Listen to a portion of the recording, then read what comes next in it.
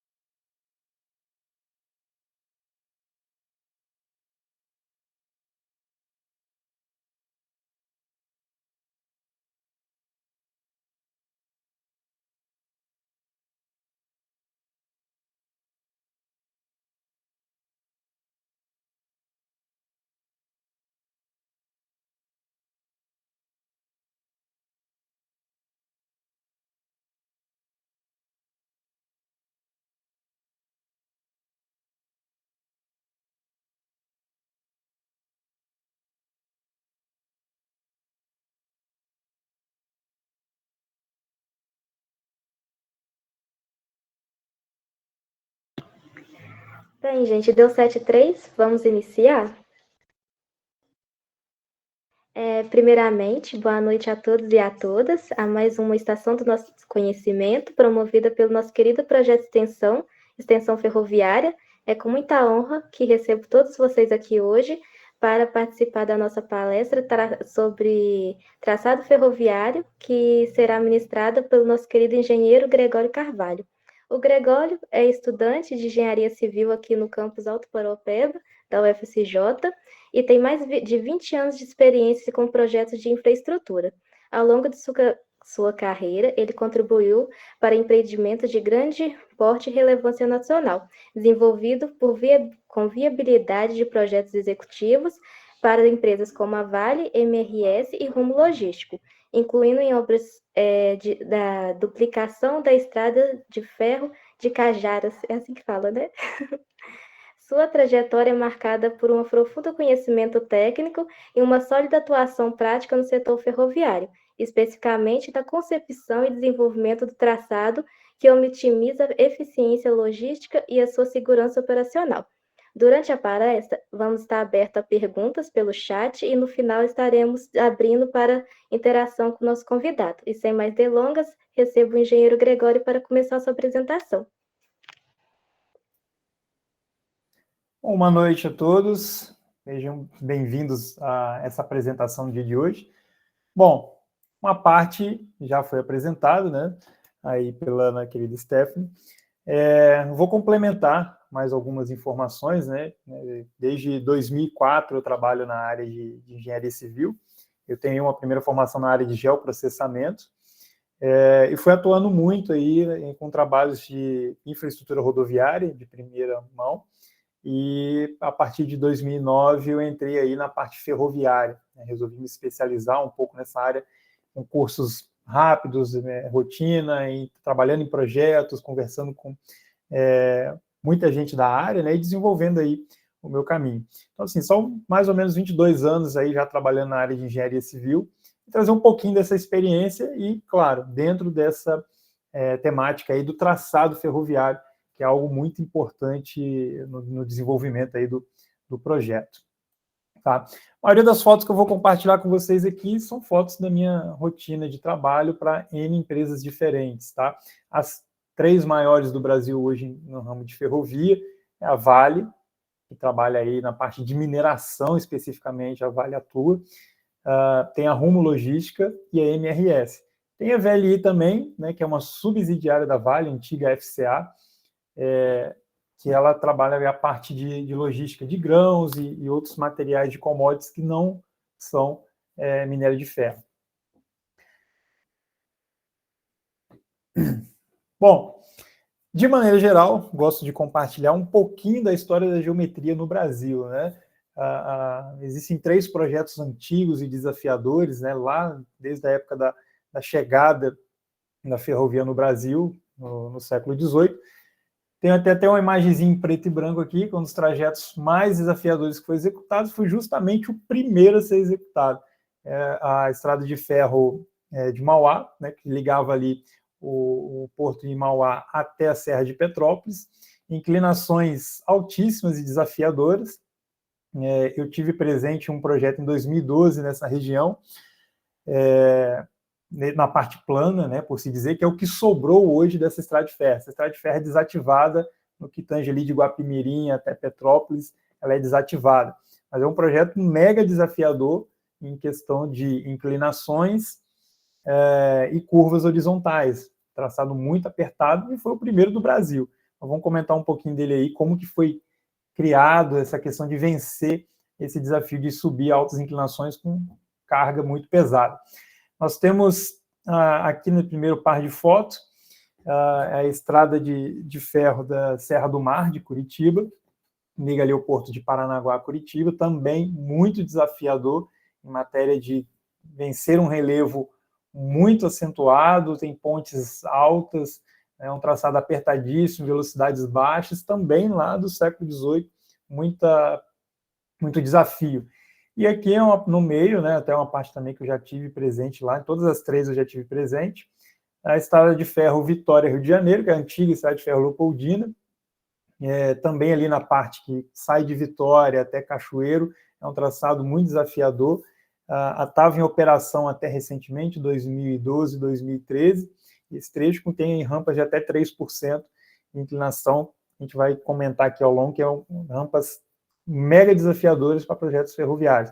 São obras muito antigas, as primeiras ferrovias do Brasil, e trazem aí muitos desafios geométricos para a nossa engenharia e estudo de traçado. Então, partindo desses exemplos, nós vamos falar um pouquinho de como que é um passo a passo para desenvolver. A gente não consegue se aprofundar muito, claro, quando a gente fala em entrar em um projeto de geometria, tem muita análise a ser feita, muito detalhe a ser estudado, puxar ali um caminho ou outro dentre as curvas de níveis para se traçar um melhor caminho. Bom, para começar, né, o que influencia um projeto ferroviário no que se tange aí a um traçado de geometria? Então, assim, de primeiro, nós vamos estar analisando topografia, a parte dos altos e baixos de uma ferrovia, o uso e ocupação desse solo, a questão geológica e geotécnica desse solo também, a hidrologia, as bacias hidrográficas e questões socioeconômicas. Ponto a ponto, até trazendo, esse também é um projeto que está na tela, é um dos projetos também que eu trabalhei, no caso aí, para resolução de interferência de geologia e geotecnia ao lado de uma ferrovia, né? Nós temos aqui uma ferrovia existente e existem aí os desafios em volta, né, que tange ali ao nosso corredor ferroviário. Não é só a geometria da via, da linha em si. Nós temos aí todo o offset que abrange dentro do corredor ferroviário, dentro ali da faixa de domínio, que a gente tem que levar em consideração. Até porque você tem ali muitas encostas ao longo de uma ferrovia, que ela encosta, né? Quando a gente fala encosta, é aquele terreno natural que tem uma inclinação considerável, e tem taludes, que são aqueles já formados pela obra da ferrovia. Então, a gente tem toda essa análise junto da geometria, tanto na concepção quanto no uso da ferrovia em si. Isso é muito importante se considerar. Uso e ocupação do solo é importantíssimo, porque como que está aquele solo, aquela região, se eu vou passar com um traçado em cima de um solo mais estável ou instável, o tipo de plantação que eu posso estar tendo que adentrar para fazer esse projeto ferroviário pode dar aí condições diferentes de capacidade desse solo para mim passar uma ferrovia em cima. Então, são itens que são considerados quando a gente começa a fazer um estudo para se traçar aí uma geometria ferroviária bacana. Mais coisas de itens de geologia e geotecnia, questão de rochas, né, onde eu vou passar meu traçado, vou ter que fazer muito corte, isso onera o meu projeto. Então, às vezes, a gente tem que fazer essas avaliações prévias também, para depois sim traçar o nosso corredor. Hidrologia é importantíssimo, a análise das bacias, a capacidade de contribuição de cada bacia dessa naquele ponto em que eu vou cortar um tal VEG, e até fazer uma análise mais cautelosa para que eu possa transpor esse tal VEG em uma elevação bacana que a água consiga passar embaixo. Né? Aquela famosa assim, eu não posso fazer uma ponte muito baixa se ali passa muita água que vai levar minha ponte embora. Então, esses estudos prévios considera-se muito na análise de uma geometria preliminar. E aí o último ponto, socioeconômico, hoje no Brasil não se faz ferrovia em cima de uma cidade, em cima de uma vila. Isso não é um traçado otimizado hoje, considerado hoje. Nós temos na história da ferrovia brasileira, na história do Brasil, um pouco do contrário, né? Foi construída a ferrovia e as cidades se juntaram nos pontos em que tinham as estações, as principais estações da ferrovia. Então, a população cresceu em volta de uma ferrovia, de um ponto de parada de uma ferrovia. E assim, muitas cidades, principalmente aqui na proximidade de Ouro Branco, a região mineira, todo o traçado ferroviário, você vê que as principais estações cresceu o aglomerado populacional. Isso era o principal meio de transporte de longas distâncias. Então, as pessoas queriam estar perto né, tanto do transporte de carga quanto de passageiro, para poder ter uma mobilidade maior. Hoje, a realidade ferroviária no Brasil, ela fala de transporte principalmente de cargas. Então, é ligar ponto A ao ponto B de maneira mais rápida possível, sem ter interferência com a população, de maneira geral. Tanto que ninguém quer um trem hoje passando do lado da sua casa fazendo barulho, ou até um trem que vai parar o trânsito da cidade toda vez que passar. Então, esses aspectos hoje são levados em consideração. Antigamente não, era mais o contrário. A cidade crescia em volta de uma ferrovia. Então, de primeira, já comentando pelos itens anteriores, é um estudo preliminar que nós temos que fazer, avaliando aí de maneira mais ampla. E, lógico, hoje, com a ajuda da tecnologia, a gente faz estudos preliminares sem sair do escritório, compra, adquire imagens de satélite de melhor resolução, além de ter, por exemplo, as gratuitas que são fornecidas pelo Google Earth, tá, para se começar a estudar ali, mas aí você vai avançar, você vai trazer algo mais atualizado, adquirindo imagens de satélite, vai trazer também de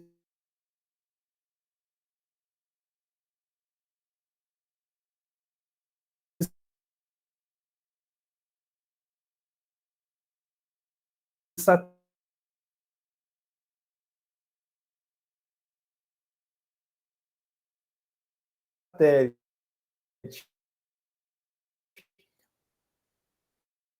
o sensoriamento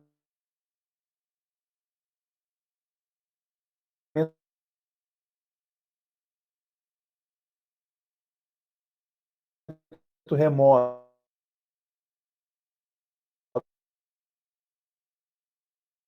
para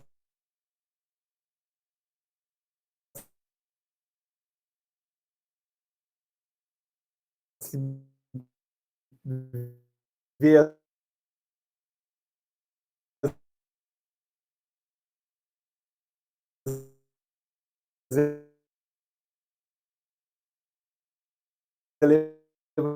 elevações do solo, em diferentes pontos, e você tem um estudo preliminar para ver o melhor corredor,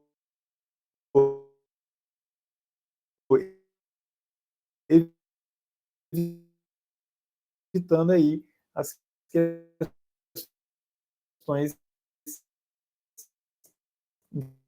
informadas anteriormente. Ô, Gregório, licença. Eu acho que pra geral tá travando bastante. Eu vou cortar grandes elevações de terra ou criar túneis.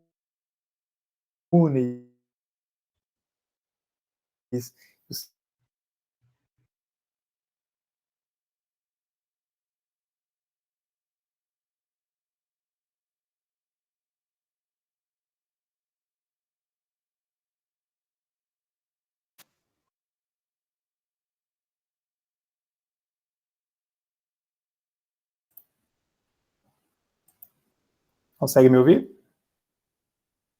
Sim. Sim. Acho que tivemos um problema de conexão aqui.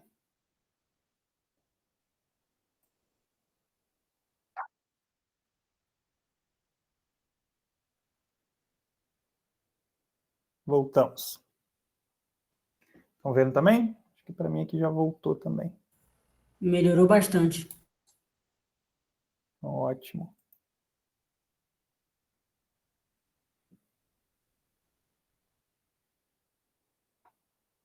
Vocês pegaram até que parte, só para ver se eu não passei de mais alguma coisa e vocês não acompanharam, né? Começou a travar bem no início do slide. Desse aqui? Sim. Ah, perfeito.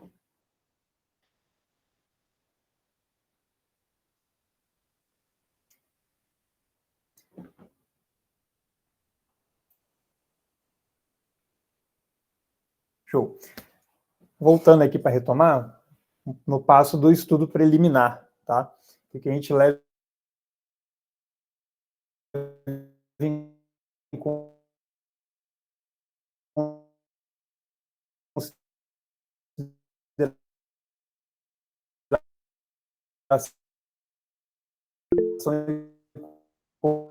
Tá travando na...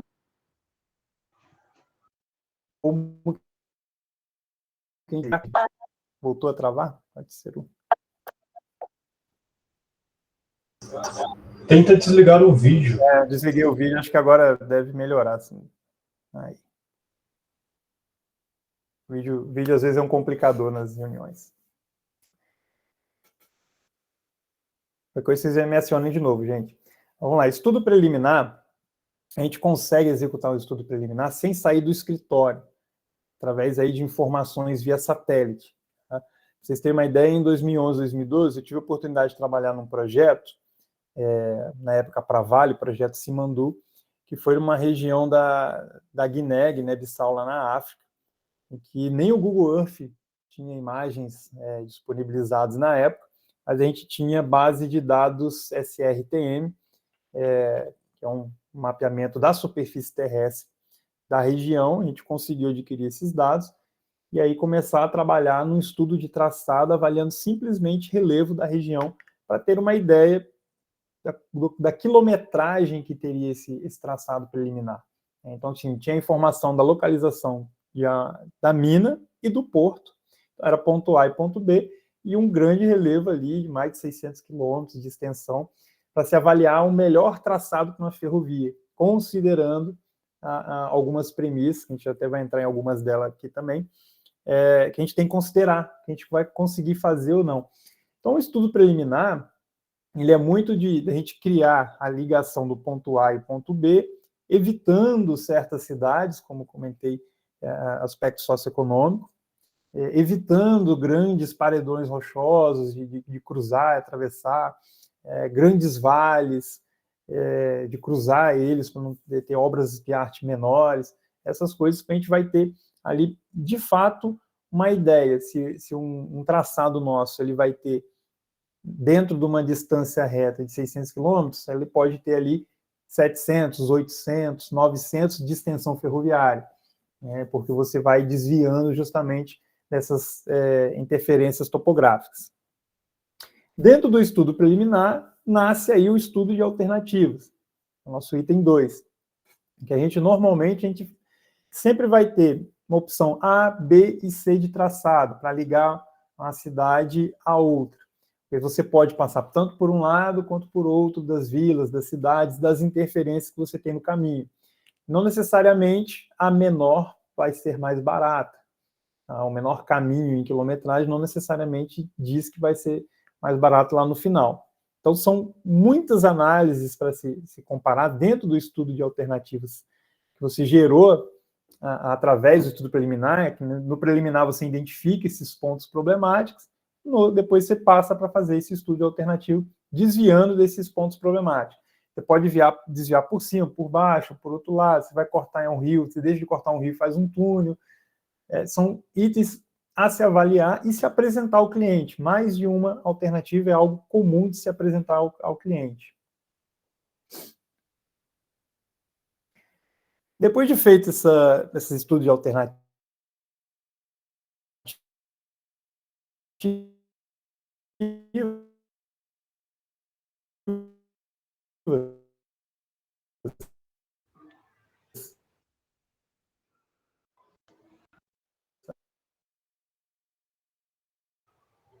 Voltou a travar novamente, Gregório.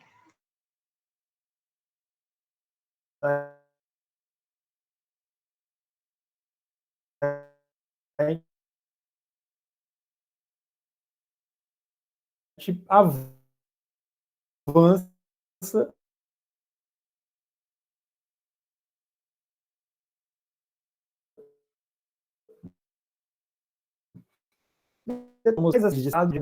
deixa eu ver. Voltou, né? Deixa eu ver se eu consigo mudar a minha conexão.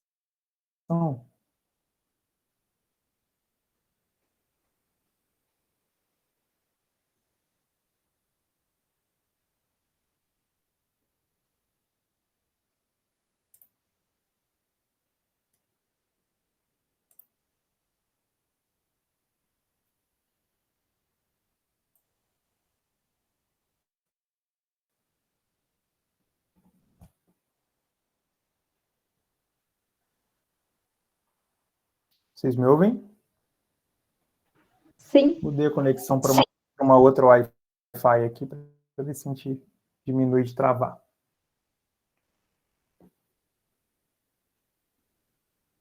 Então, vamos lá. A gente vai para o projeto básico executivo, nós já definimos qual a melhor das alternativas estudadas anteriormente. A gente pega as informações e aí vai refinar essa análise desses dados.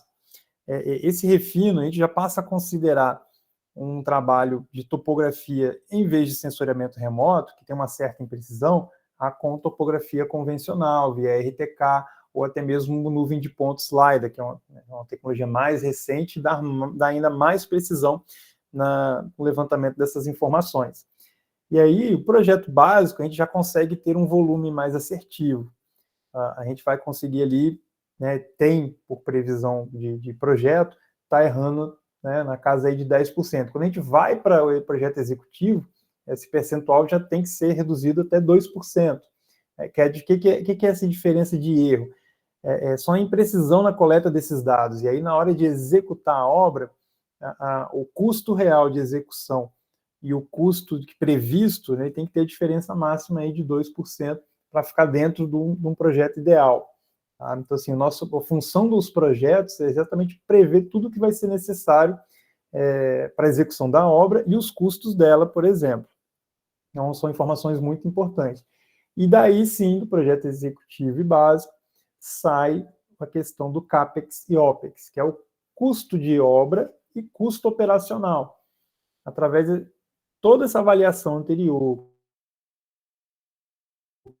que o traçado da ferrovia está envolvido, isso vai gerar um custo de CAPEX, que é de execução dessa obra, é um custo de execução, e um custo operacional.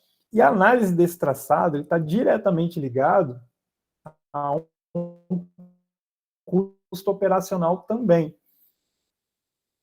Então,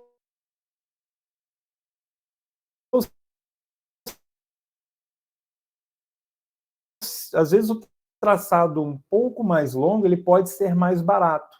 Só que se optar por fazer um traçado mais caro, para ter uma operação barata. Então, também são de traçados ferroviários. Então, assim, são etapas importantíssimas de ligação uma com a outra. Aí, entrando um pouco mais especificamente,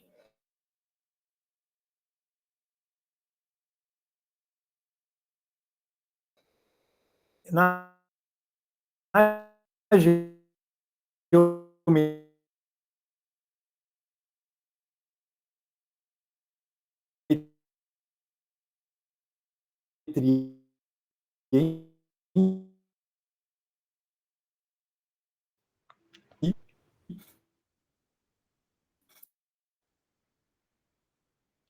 Travou novamente. tá?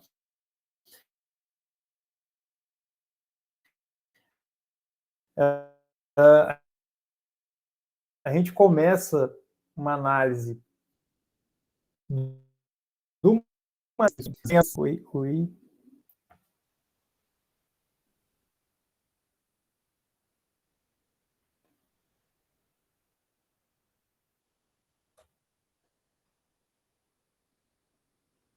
Estão me ouvindo novamente? Sim. Uma...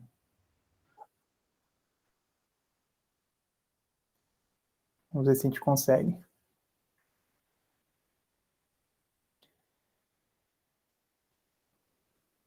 Vocês podem ir parando quando precisar de novo, tá? Que aqui a gente não consegue ver muito bem que trava ou não.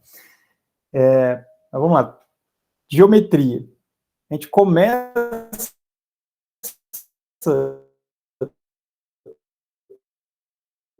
puxando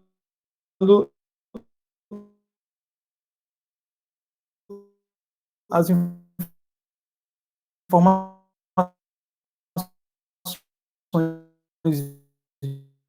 de normas, especificações técnicas,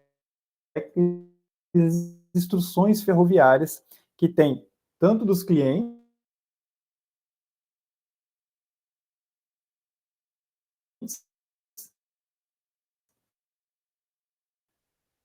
quanto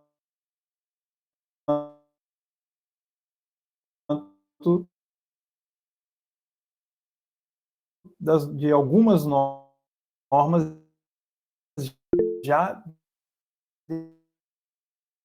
dentro da InfraSA, que é a antiga Valeg, que juntou alguns outros órgãos de transporte no Brasil. Estão me ouvindo? Sim. Oi? Voltou?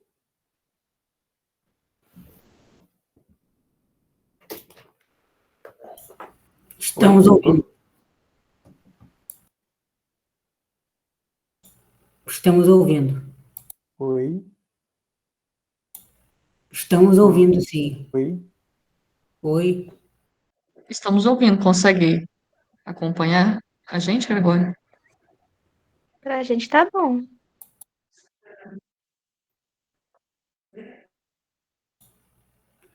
Estamos ouvindo. Sim. Acho que vou.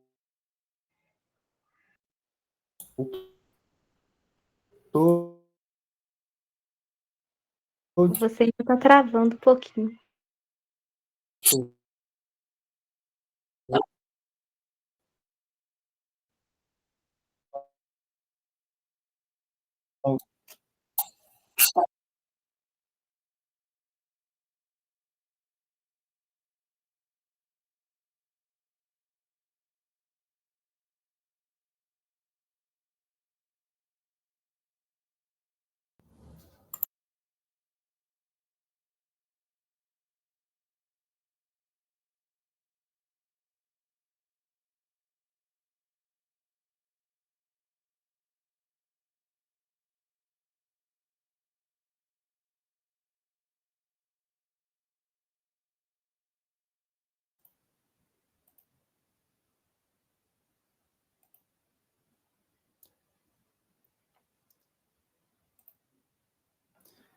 Oi.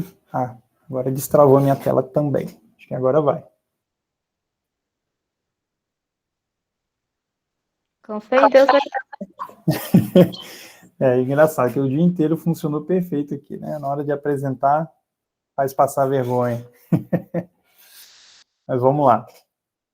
Falando das especificações, é onde a gente começa a nossa geometria. Um dos primeiros passos é conversar com o cliente. Hoje, no Brasil, todas as operadoras, elas já deram uma mastigada nas normas, nas ISF, são as Instruções de Serviços Ferroviários, tá? Que é um material do DENIT. A InfraSA também tem material, que é a antiga Valec, que juntou com alguns outros setores de infraestrutura no Brasil para ser um departamento só. Então, assim, as operadoras, elas têm as regras próprias baseadas nessas normas existentes.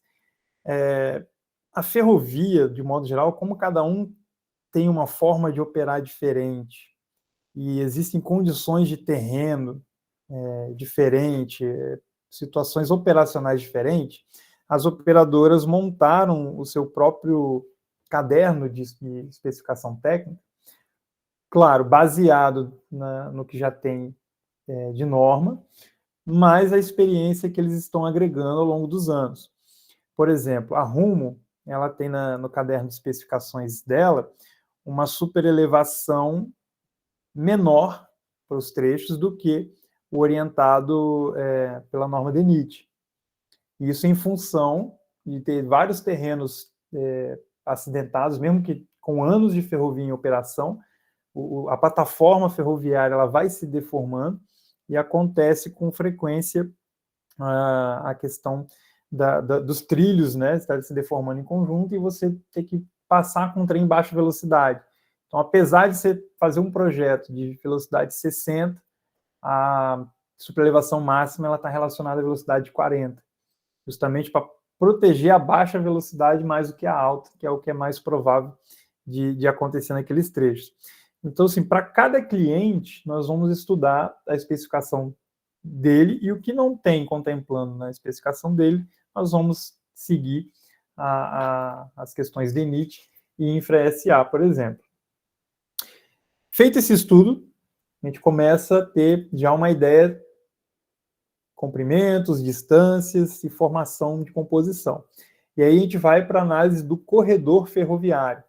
O corredor ferroviário, como comentamos, ele nasce lá no estudo conceitual, né, estudo de alternativas junto com os estudos preliminares. Que ali nós vamos definir, por exemplo, faixa de domínio, a quantidade de linhas que serão esse projeto, né? Às vezes um projeto nasce com apenas uma linha, uma via, mas ele já vem com a previsão de duplicação futura. E aí, às vezes, você já faz um corredor, uma plataforma, que vai receber essa adequação futura. E isso aí a gente leva em consideração para poder fazer os estudos entre pontes, entre túneis. e outros pontos da via. Pátios também é levado em consideração nesse momento do corredor, porque onde tem pátio, né, normalmente tem dois tipos de pátio, né, o pátio de montagem de composição, que é onde você vai juntar os vagões de carga, e onde você vai carregar eles também, assim como às vezes você junta composições que vêm de locais diferentes, que vai formar um trem maior em determinado pátio. Então, assim, são pátios de manobra, esses aí. E tem os pátios que são desvios de cruzamento. Então, quando você tem uma via só, a cada X quilômetros, você vai ter uma duplicação dessa via, simplesmente por um trem vazio que está descendo, parar ali, enquanto um trem carregado passa pela linha principal. Então, assim, o trem ele vai e volta na mesma linha. Então, tem pontos que são programados para ocorrer aí esses cruzamentos. Então, esses pontos são importantes de se analisar aí aonde eles vão ficar na quilometragem certa.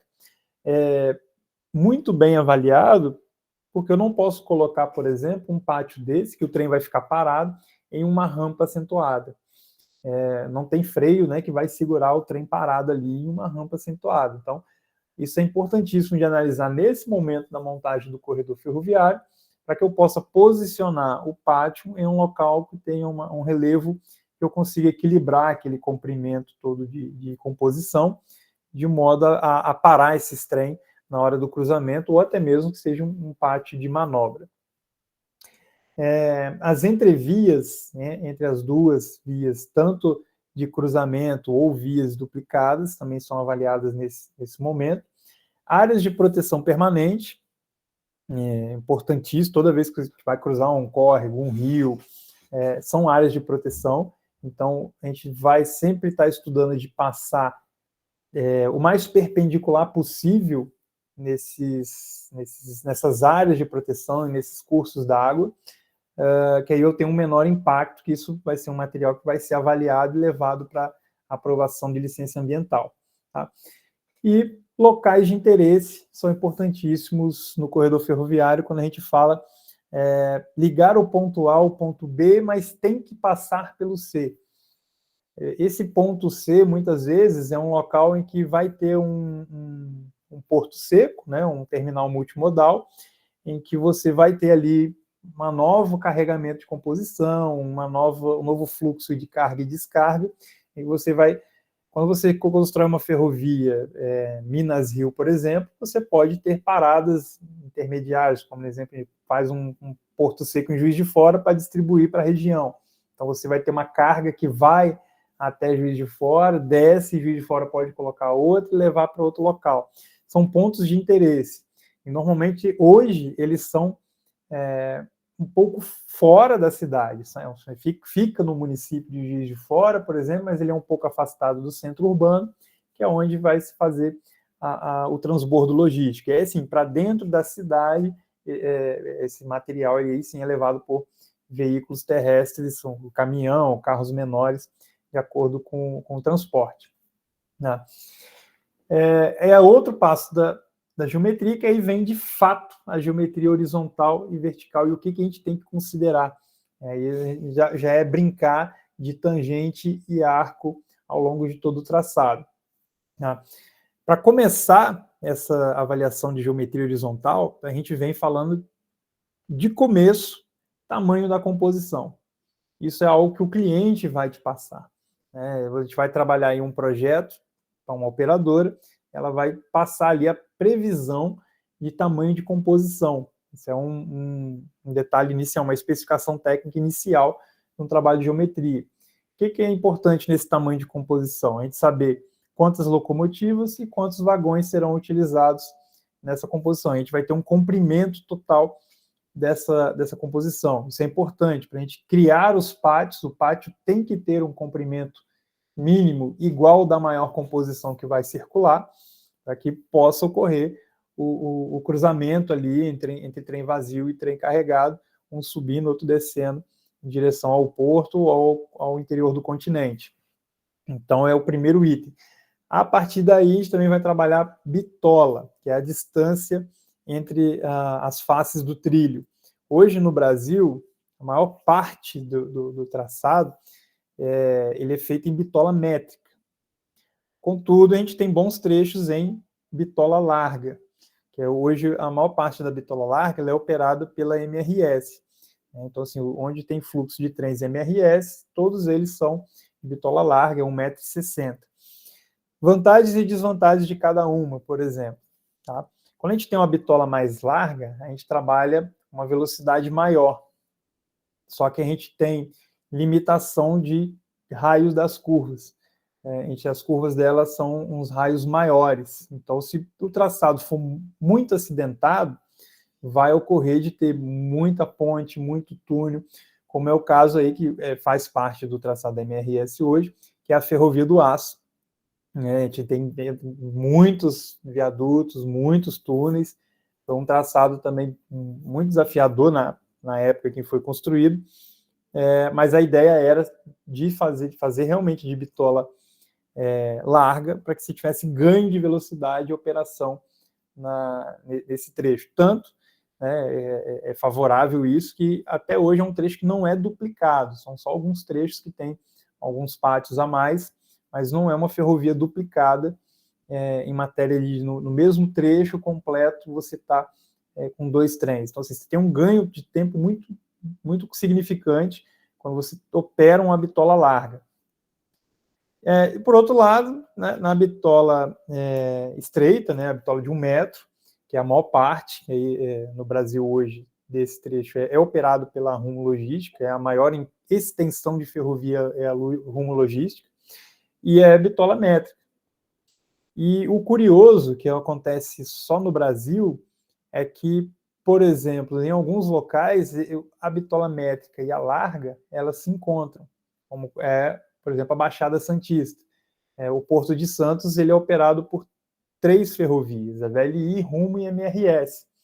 E lá é muito comum você olhar a ferrovia, em vez de ver 2 linhas, você vê 3 linhas em cima do dormente, para poder ter a operação tanto do trem mais largo quanto do trem mais estreito. Como que é a construção dessa geometria? Ela é pensada na mais larga. Se a mais larga atende, a estreita vai atender também. Então a gente faz esse trabalho do mesmo jeito que pensa mais largo. Então são raios mais abertos em comparação com os raios mais estreitos da bitola estreita. Então, assim, a bitola estreita a gente consegue vencer traçados mais sinuosos com mais facilidade. Porém, velocidade reduz, a operação é mais lenta. E aí, depois da bitola, a gente vai estar pensando na prática das tangentes e raios de curva, onde a gente sempre vai estar pensando no desenvolvimento desse traçado. Nós temos um raio mínimo para se utilizar, conforme as normas que a gente já trouxe lá de trás, as especificações da operadora, do DENIT, para cada tipo. A gente vai estar trabalhando, e a gente tem também o comprimento mínimo de uma curva, de uma transição e de uma tangente. Né? A gente sempre trabalha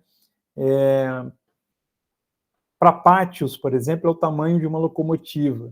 A locomotiva, a gente vai pegar o tamanho da locomotiva, hoje está em torno de 22 metros, e a gente vai ter sempre esse comprimento como mínimo de operação. Quando é um traçado de maior velocidade, a gente fala aí de 2 vezes o maior carro da composição, que, né, repetindo, é a locomotiva, é o maior carro hoje na operação ferroviária do Brasil. Então, você está ali, a gente tem às vezes que fazer uma curva reversa, estou numa tangente, viro primeiro para a esquerda e viro na sequência para a direita, eu tenho que ter ali um comprimento mínimo dessas curvas, o tamanho dessa composição. Os rodeiros da composição ferroviária, ele não é rígido, ele tem uma leve curvatura. Então, na velocidade, ele tem que ter o tempo de sair da curva e se adequar a outra curva. E essa distância a gente trabalha como padrão aí de 2 vezes a composição ferroviária, o veículo, né, o maior veículo da composição ferroviária. Trabalhado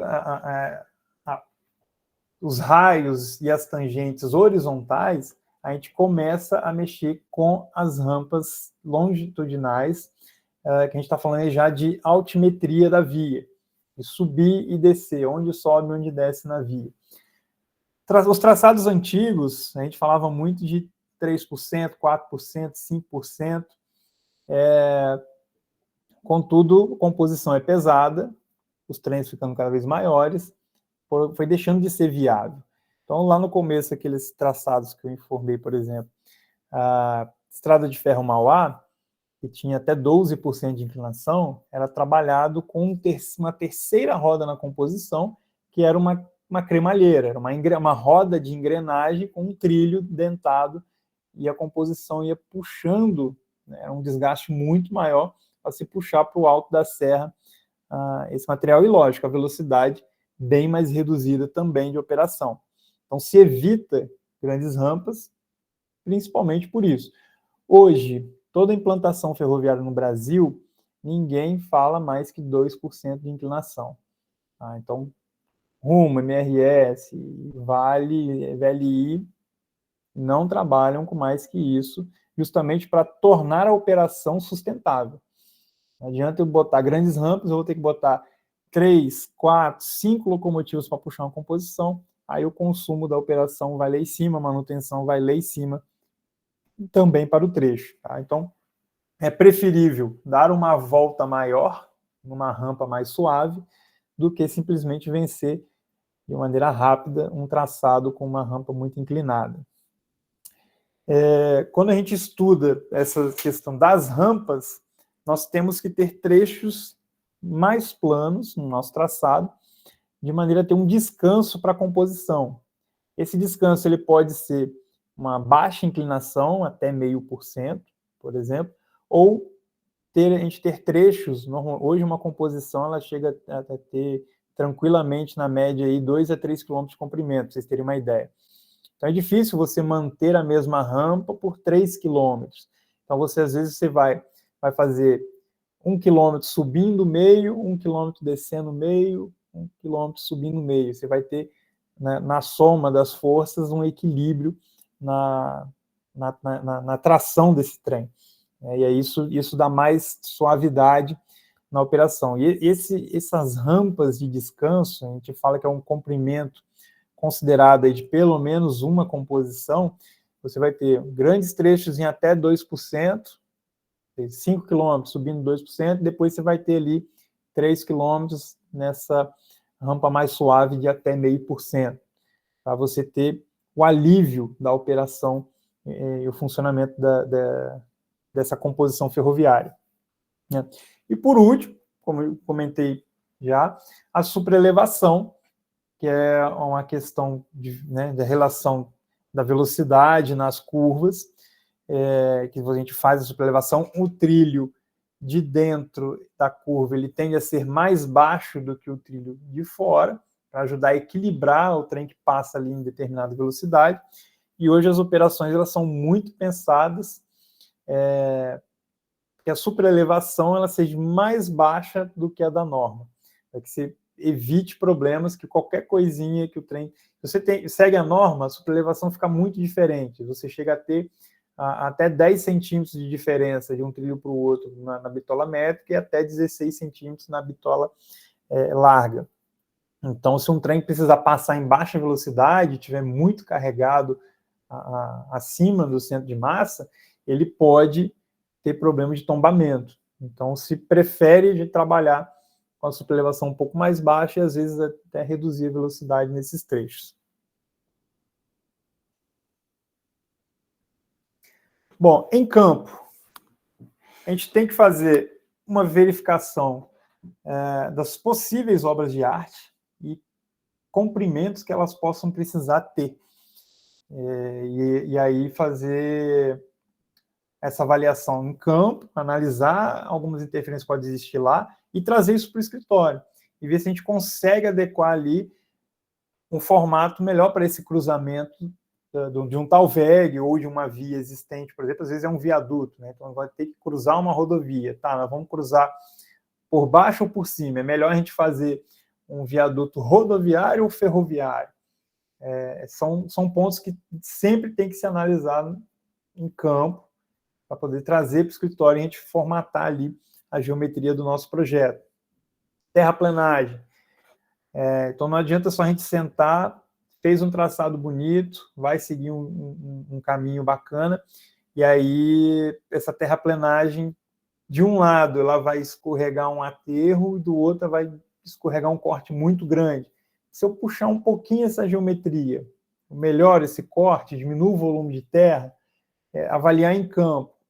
Às vezes é uma terra que lá em campo você já está vendo que, né, visualmente não é um material bacana, então eu vou evitar cortar ele. Ou eu vou, ao contrário, um local que um aterro não é bacana de se colocar, porque vai ter escorregamento. Então eu tento cortar mais. Eu posso desequilibrar o volume avaliando essas questões de terraplanagem em campo. Ali na análise da estabilidade das encostas. A parte de campo para esses itens ela é fundamental para que a gente possa fazer esse puxamento de traçado para um lado e para o outro. Tá? Drenagem e hidrologia também é importantíssimo. Às vezes a gente deixa de ir em campo, você vai deixar de perceber que existem algumas obras que não deveriam estar jogando uma água para cima do seu traçado, e vão estar, e aí você vai ter que criar uma solução ali, ou desviar o caminho da sua drenagem daquele ponto. Então, a parte de campo é muito importante também para desenvolver o nosso traçado geométrico.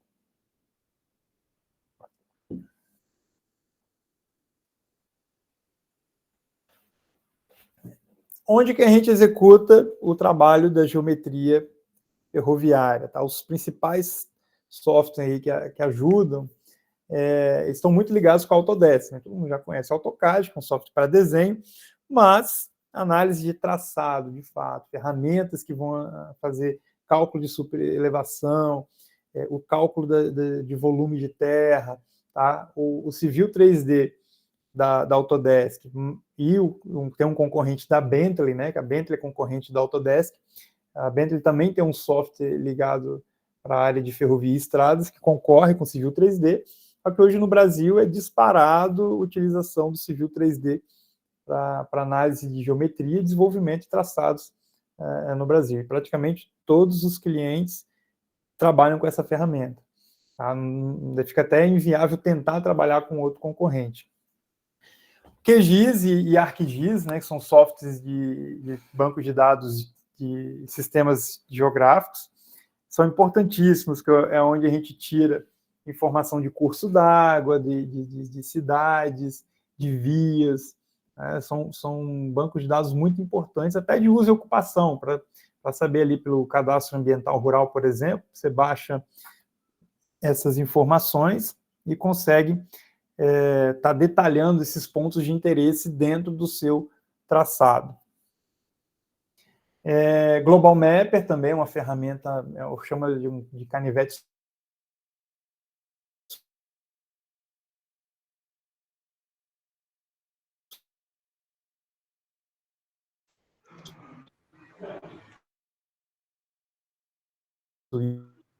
Travou novamente, Gregório.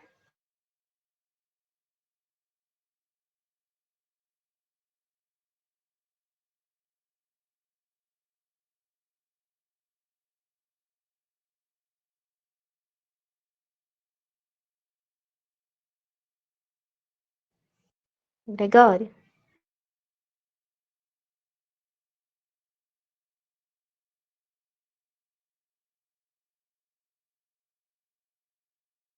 satélite, modelo da Autodesk, funciona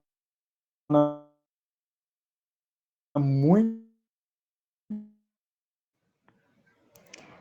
O Gregório voltou a travar novamente. bem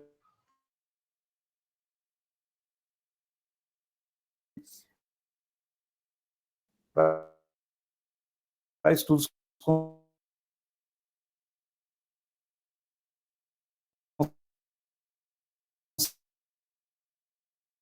conceituais, que a gente também consegue baixar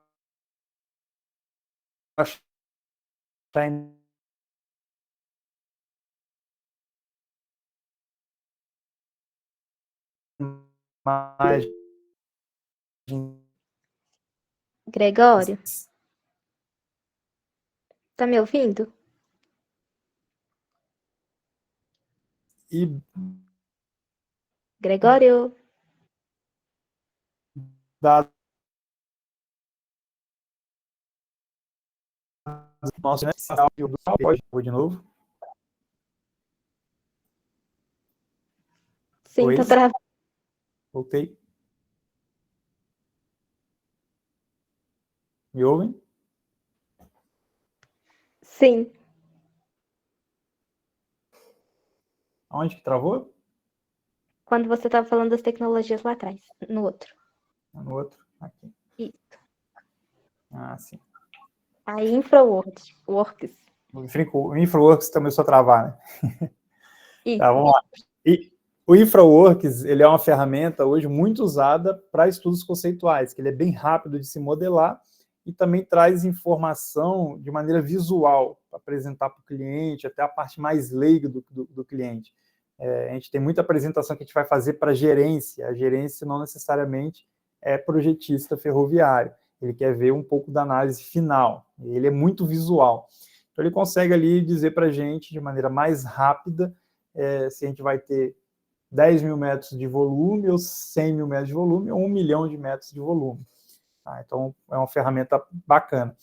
O Revit, a gente usa para obras complementares. Então, por exemplo, a ferrovia, ela tem ali as houses, que a gente chama, que são as casas de comando instaladas ao longo da ferrovia, que tem equipamentos ali dentro, são projetos pontuais que a gente utiliza o Revit, né? Assim como o CCO, que é um local, é um prédio estruturado, que vai receber as informações da ferrovia.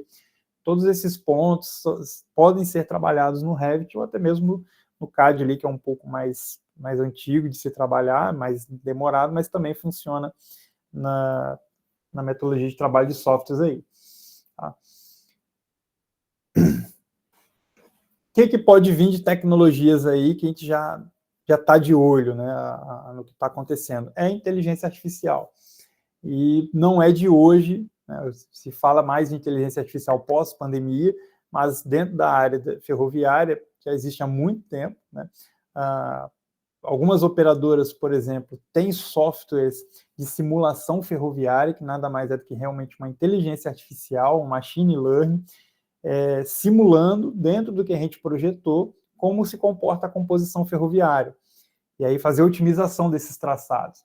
Também já existe, pelo menos há 10 anos, estudos relacionados a software para desenvolver o estudo de traçado sozinho. Você vai indicar o ponto A, ponto B, e ele vai estudar o corredor, o melhor local topográfico para se passar. E aí, com isso, você pode inserir interferências para você pedir para ele desviar, e ele vai desviar. E aí, depois você consegue vir refinando esse trabalho da inteligência artificial. Então, um trecho de 100 quilômetros, normalmente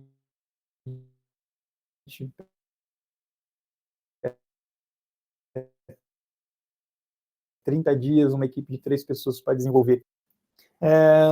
Análise de estudos hidrológicos, também é bem bacana com inteligência artificial, e análise de patologias também é uma coisa que está bem avançada, através de imagem, principalmente, fazer esse estudo de patologias existentes, e aí sim a gente pensar em modificar uma geometria vertical horizontal em função desses dados. Bom, de maneira complementar, eu trago aqui um pouco da experiência em questão de análise de obra de arte. Às vezes você vai encontrar dificuldades diferentes. Por exemplo, eu tenho no mesmo trecho, isso aí é um mesmo trecho ferroviário, distância de uma ponte para outra de 5 quilômetros no máximo, e eu tenho uma totalmente em concreto e outra totalmente em estrutura metálica. Então, assim, por que eu tenho uma diferença tão grande? Aí, realmente, é uma análise pontual dessa região, nos seus aspectos geotécnicos, nos seus aspectos do que tem de agentes agressivos do meio ambiente, né? Então, lógico, uma estrutura metálica perto do mar, você vai ter uma maior corrosão. Então, a de cima, por exemplo, ela está realmente ali em contato com uma água que é uma baía, né? A Baía de Santos tem esse braço de mar, é uma água salobra, vai ter um problema de corrosão maior. Já a outra é de um braço de rio, ele está falando de água doce, a gente não vai ter contato com uma água que vai ser um agente que vai degradar essa estrutura. Então, assim, velocidade de construção, a estrutura metálica é muito mais rápida, de concreto mais demorado. Vai parar a operação, não vai? Todos esses detalhes são importantes na hora de definir o nosso traçado ferroviário, tá? Aqui também um exemplo, que hoje no Brasil é a única ferrovia com cremalheira, tá? Que é para descer a Serra do Mar Paulista. A gente tem 10, 11% de inclinação, é uma MRS que opera, tá? Então aqui a gente tem um pátio, ele é plano, e logo no fundo aqui a gente consegue ver uma rampa bem acentuada, em que o trem trabalha para subir e descer. Tá? Então o que acontece? Ó, a gente tem a bitola larga, e no meio dela tem um trilho dentado, que é uma terceira roda que existe na locomotiva, para puxar a composição para subir essa serra aí, que é um trecho de 30, 40 quilômetros, numa rampa de 10%. Então, a operação na época se analisou que se encurta mais de 100 quilômetros a distância, você passa a operar numa rampa de 10%. Então, criou-se essa possibilidade, eles preferem operar até hoje nesse formato. Para chegar em Santos, existem dois caminhos. Esse, que é o da Serra do Mar para Cremalheira, operado pela MRS, e um outro, que realmente é 100 km a mais, que é operado pela Rumo e VLI, que aí é bitola métrica também. Bom, de maneira geral, tá? Eu gosto de resumir numa frasezinha bem simples. Traçado bem feito não é o mais curto nem o mais barato, mas sim o mais inteligente. Então, de uma maneira bem resumida, para apresentar as coisas importantes de um traçado ferroviário, é muito mais complexo do que isso, né? Tem que trazer numa frase o que dá para se pensar na hora de executar um projeto de um traçado ferroviário, tá? Essa é a apresentação de modo geral, tá? Agora eu vou abrir para vocês, se tiverem dúvidas, se quiserem perguntar, podem ficar à vontade.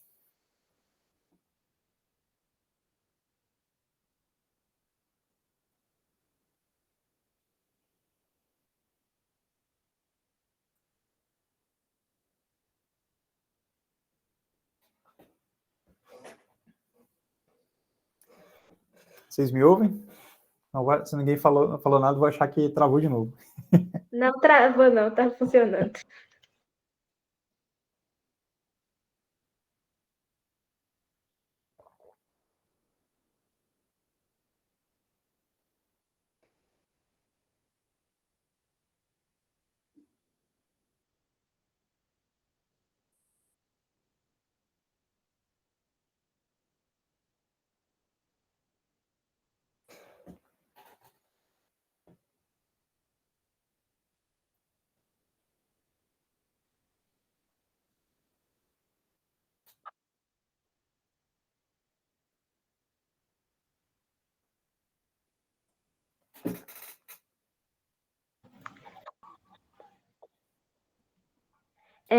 A Marina, nossa coordenadora, fez uma pergunta aqui, Gregório, vou estar lendo para você. Quais critérios técnicos e normativos devem ser priorizados na definição de alternativas de traçado ferroviário em regiões com relevo acidentado? Nós vamos conversar. Respondendo a Marina, né? Nós vamos avaliar muito o cliente, tá? Juntamente aí, principalmente se for um traçado novo, algo igual a gente está tendo hoje no Brasil, a renovação das concessões, e está tendo muita contrapartida. E aí, por exemplo, vai ser construído um novo trecho Vitória-Rio de Janeiro, em que o projeto hoje está sendo executado pela Vale, mas não vai ser operado a princípio pela Vale, vai entrar em concorrência, então não se sabe quem vai operar. E aí a gente vai avaliar junto com a Infra-SA, que normalmente, hoje, né, é o órgão no Brasil responsável por essa parte de ferrovias, essa questão do relevo. Tá? O que tem que ser considerado primeiro? Qual é o principal tipo de carga? O que vai ser transportado naquele trecho ferroviário. Vai ser um commodity de minério, que hoje é o mais pesado para ser transportado em tonelada, é o minério. Então, se for ele, realmente as rampas vão ser sempre pensadas em rampas baixas. E a possibilidade de quem vai operar. Nesse exemplo que eu estou dando, Vitória Rio, por exemplo, existe um impasse de não saber quem vai operar para se definir a bitola. Então, se for a MRS que vai operar, a MRS não vai querer operar numa bitola métrica. Ela não vai criar toda uma estrutura de novos vagões, novas locomotivas, só para operar um trecho. E isso gera um impasse. Então, o critério técnico de qualquer, seja acidentado ou não, esse trecho Vitória-Rio, né, tem um trecho bem acidentado entre Vitória e Anchieta, que é onde vai ter uma ligação com o Porto de Ubu, que ele tem problema. Onde é um relevo acidentado, a gente tem problema de elevações e tem um túnel bem grande para ser feito. Onde é mais plano, o terreno não vai suportar a carga ferroviária, é um terreno mais arenoso, é um terreno de solo mole. Então, você tem, no estudo alternativo, foi feitas 2 avaliações. Lógico, o mais plano quanto mais plano, melhor, você tem menos gasto de combustível na operação, e contrapartida, o terreno não vai aguentar nessa situação. Aí está se preferindo fazer pelo traçado de relevo mais acidentado. E isso está dando um túnel de quase 5 quilômetros, está estudando a possibilidade de reduzir ele, passando por outro local. Mas aí você tem interferência com uma vila, uma cidade. Então, essa questão de analisar normativo, ele interfere em todas essas outras políticas de socioeconômicas também para se avaliar, geotécnicas, hidrológicas, operacionais, quem vai operar. Então, faz total diferença aí na análise, tá? Então, pode ser... É uma variável muito grande. Então, é analisado junto com esses possíveis operadores, junto com a Infra SA.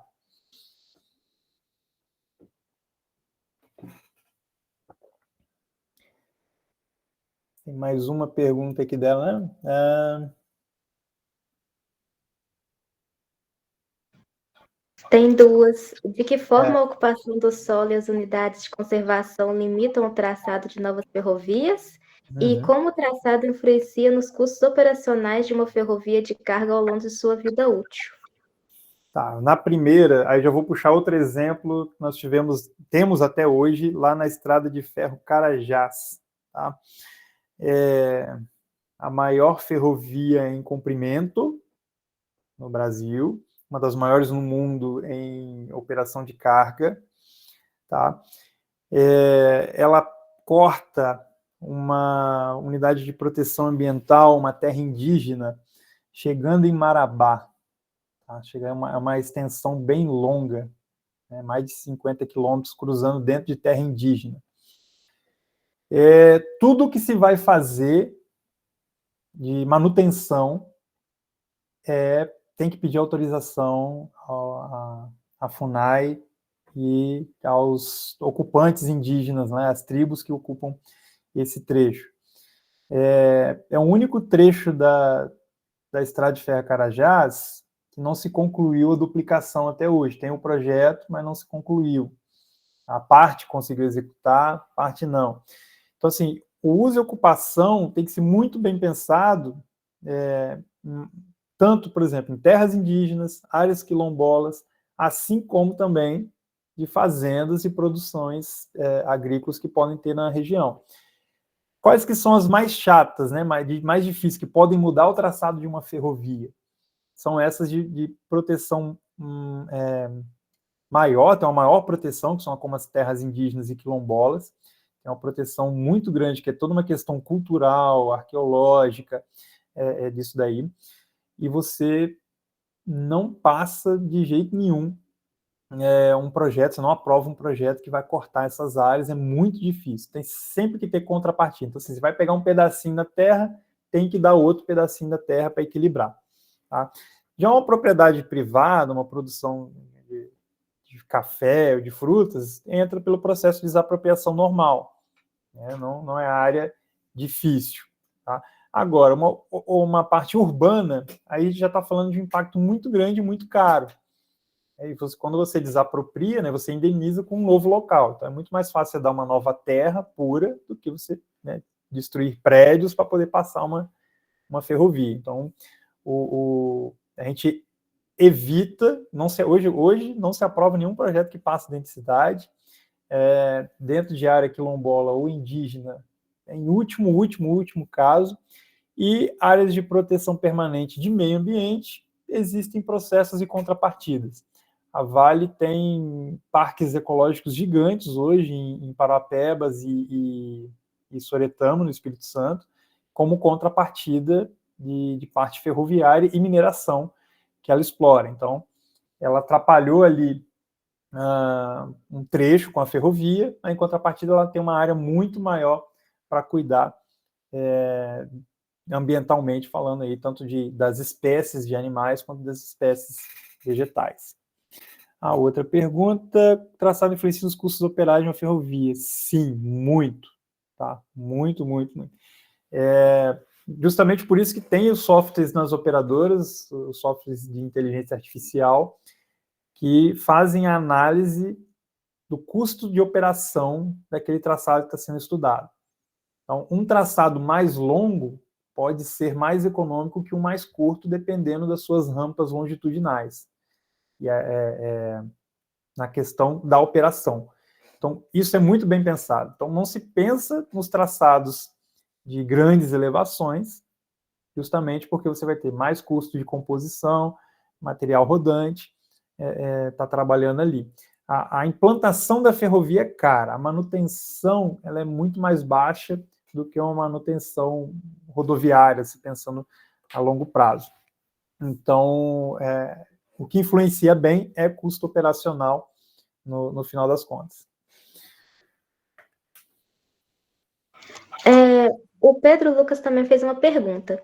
Você acredita que a remodelação do traçado antigo é vantajoso em questão econômica?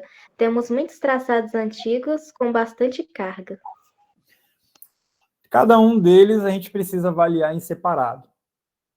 Todos os traçados hoje que estão em concessão, renovação de concessão, né, são traçados antigos, alguns valem a pena ser remodelados, outros não. Tá? Volto a dizer o exemplo da Vitória Rio. Foi implantada a Vitória Rio, é um traçado antigo, com trechos de 3,5%, operou parte dele até 2012, 2013, e depois foi abandonado a operação, né, que era da FCA, que hoje é VLI, hoje é um trecho que ela está devolvendo para a União nessa renovação. Por quê? Deixou de ser vantajosa nas questões de operação e transporte de carga. Você começa a ter muito problema de manutenção, muito custo de combustível para muitas locomotivas para subir um trecho de rampa e pouca carga naquela região. E aí o projeto novo que está nascendo da Vitória Rio, que é importantíssimo para a logística do país, que vai interligar, só no Espírito Santo vai interligar 4 portos, mais 3 no Rio de Janeiro. Então, um corredor logístico importantíssimo. Ele está sendo todo remodelado, todo não, vou dizer que 90% pelo menos remodelado. Tem algum trechinho ou outro que está sendo aproveitado, que já é uma faixa de domínio da União. Então existe lá, você passa lá, você tem uma ferrovia, você ainda vê uns dormentes, uns trilhos naquele local. Então vai ser, né, remodelado e ajustado.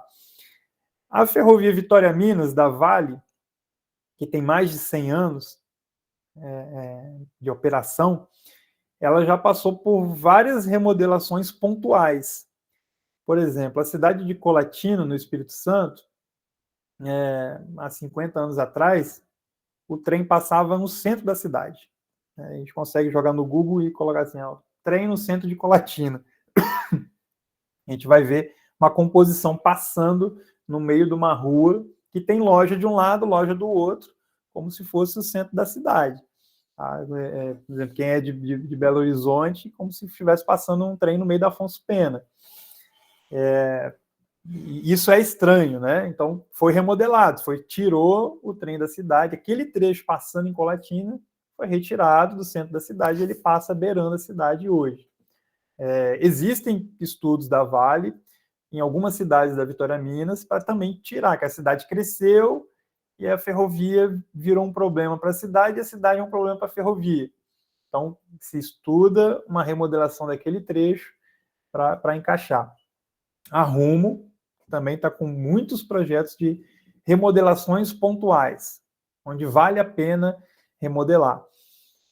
Tem um trecho muito extenso que passa pelo Pantanal, que vai até a divisa com a Bolívia, né, que hoje é da Rumo. É um trecho que precisa muito de uma remodelação. É interessante que tem uma mineração lá na divisa para trazer esse minério para o Porto de Santos para exportar. E o trem ali passa numa operação em um longo trecho do Pantanal, uma operação de 20, 30 km por hora. Então aí o trem já vira dias para chegar no porto, muitos dias. É um trecho que precisa de uma remodelação, no caso, em função da estrutura geotécnica da plataforma, né? Já foi feito vários estudos para melhorar, mas ainda não se melhorou. Por quê? Viabilidade técnica e econômica. A técnica, a engenharia faz tudo. Eu gosto também de falar isso. A engenharia vai fazer tudo. Agora, o que eu transportar vai pagar o que eu fiz e me dar um lucro? É isso que a iniciativa privada avalia. Então, ao longo do tempo no Brasil, o crescimento ferroviário ficou muito independente de fato da União, do governo federal, que é quem pode colocar dinheiro e investir isso daí. É muito complicado você simplesmente chegar uma transportadora grande, hoje pegar uma transportadora como a JSL, e falar, não, vou construir uma ferrovia para eu largar os caminhões e trabalhar só numa ferrovia. Não vai ter capital para se implantar essa ferrovia e a operação, dependendo, não vai pagar esse custo. Assim como o metrô tem nas grandes cidades, o governo tem que construir esses investimentos altos, tem que trabalhar em cima desses CAPEX que são altos, e aí o OPEX ele é baixo. O custo de operação normalmente é baixo. E aí, sim, você entra, e isso vira investimento para toda a população de maneira geral. Né? Então, assim, quem opera a ferrovia hoje no Brasil é o sistema de concessão, pega esse sistema por 20, 30 anos e trabalha mantendo essa ferrovia. Tem contrapartida, que a gente chama, que o governo exige melhorias e implantações novas, que é como se fosse o governo botando dinheiro. Né? Em vez de o governo pegar o dinheiro dos caras como imposto diretamente, ele faz uma contrapartida para emprestar aquela ferrovia para aquela empresa operar. Então, assim, remodelação, tem alguns que já acontecem, tá? E outros são abandonados, como a antiga Vitória Rio está abandonada quase totalmente, vai ser reaproveitada em alguns trechos para a nova Vitória Rio. Gregório, aproveitando que você falou de otimização de custo, tem algum software que você recomendaria assim, para otimizar o custo de operação? De operação? Isso. Operação, aí a gente já trabalha muito direto com os clientes também. Tá? A gente que é projetista aqui fora, a gente não trabalha com esses softwares de operação, porque cada operador, eles constroem o software deles, tá? Para cliente. Então, normalmente já vem essa parte, vem pronta para a gente. Tá? Então, assim, eu não tenho hoje em mãos um software para indicar para a gente estudar, para ver questões operacionais. Tem. Alguns são feitos exclusivamente para Rumo, para Vale, para MRS. E você pensar aí já é mais na questão da logística, né, em si, de montar composição, ver e tal, porque isso aí vai influenciar também na geometria. Como eu falei, tamanho de composição, o tempo, né, logístico que vai se executar, se o trem vai andar 60 km por hora ou 80 km por hora, isso vai ser calculado também através aí lá, né, eu falo sempre o cliente é os operadores que buscam a gente projetista para executar esse trabalho. Entendi, obrigada. Alguém tem mais alguma pergunta, gente?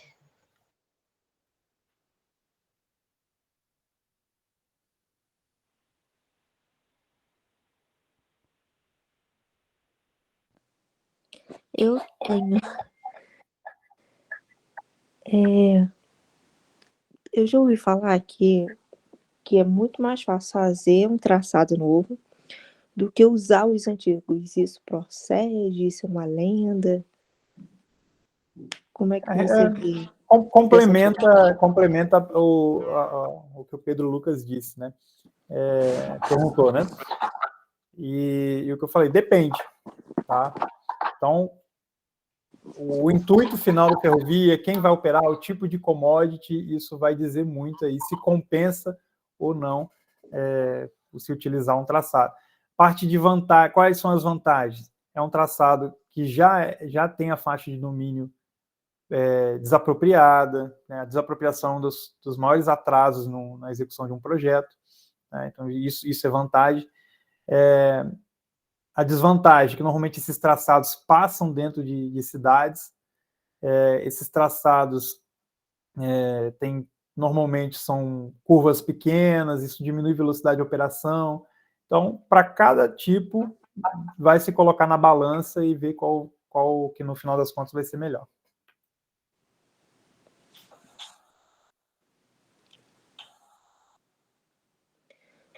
Então, no caso de expandir, o traçado não afetaria os antigos, né? Os traçados antigos que já tem.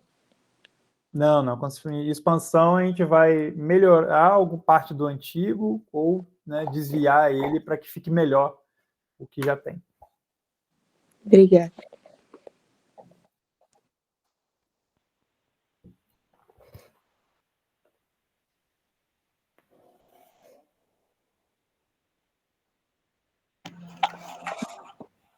Bem, como ninguém mais se pronunciou nem no chat nem no microfone, eu vou estar encerrando a palestra.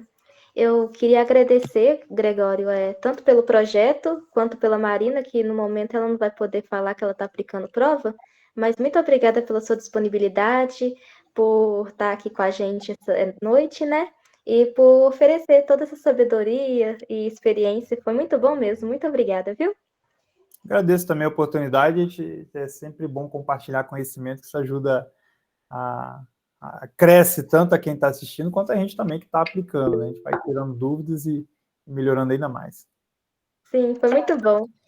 Todo mundo está aqui agradecendo também no chat, batendo palminha.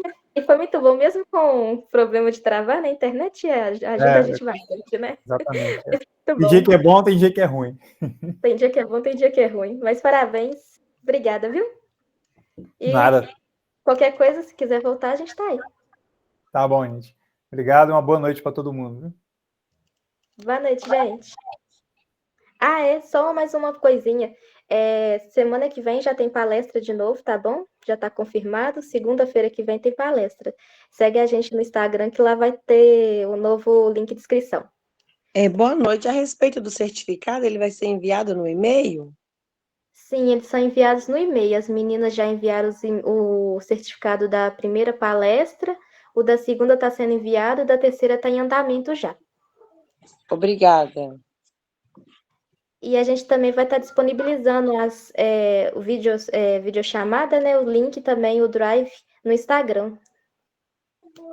Tá bom, obrigada. É porque eu não tô ainda no Instagram, não tô seguindo. Eu vou seguir lá então para mim obter meu certificado. Ok, qualquer coisa é só mandar mensagem que a gente responde, tá bom? Tá bom, obrigada.